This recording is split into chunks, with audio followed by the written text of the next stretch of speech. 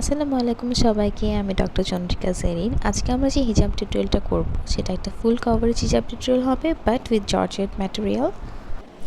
আমি প্রথমে মাঝখানে সেফটি পিন লাগিয়ে নিয়েছি। এখন আমি কোনা করাটা আজকে একটু সুন্দর করে দেখিয়ে দিচ্ছি। অনেকেরই কোয়েরি ছিল যে কোনাটা আসলে কীভাবে উঠাই, আর জর্জেট হিসাবে কোনাটা একটু ভালো করে ফিক্স করতে হবে, নইলে সরে যাওয়ার পসিবিলিটি থাকে।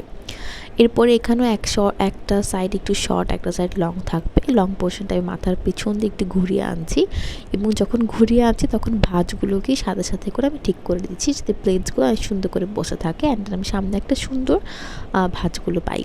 এরপরে আমি সিকিউর করে নিচ্ছি, যে লম্বা পোর্শনটা উঠালাম, ভাঁজটা উঠালাম বেসিক্যালি, সো সেই জায়গাটা আমি সুন্দর করে সিকিউর করে নিচ্ছি দুই পাশেই।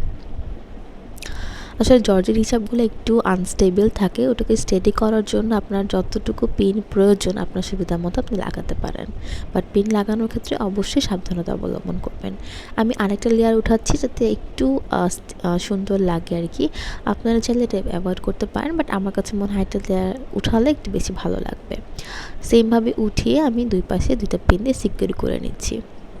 এখন পিছন থেকে টেনে আমি এই পোর্শনটা এনে দিচ্ছি। আপনারা চাইলে এইভাবেও রাখতে পারেন, বা পুরোটা কভারের চাইলে এটা একটু পিছনে উঠাই দিয়ে আমি এই পাশ থেকে এনে এভাবে ভাঁজ করছি, যাতে আমার সামনেও কভার থাকে, পিছনেও কভার থাকে।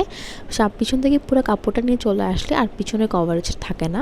এরপর আমি পুরোটা টেনে সেট করে দিচ্ছি, প্রয়োজন মতো পিন লাগিয়ে নিচ্ছি। So yeah, that's it, hope you like it.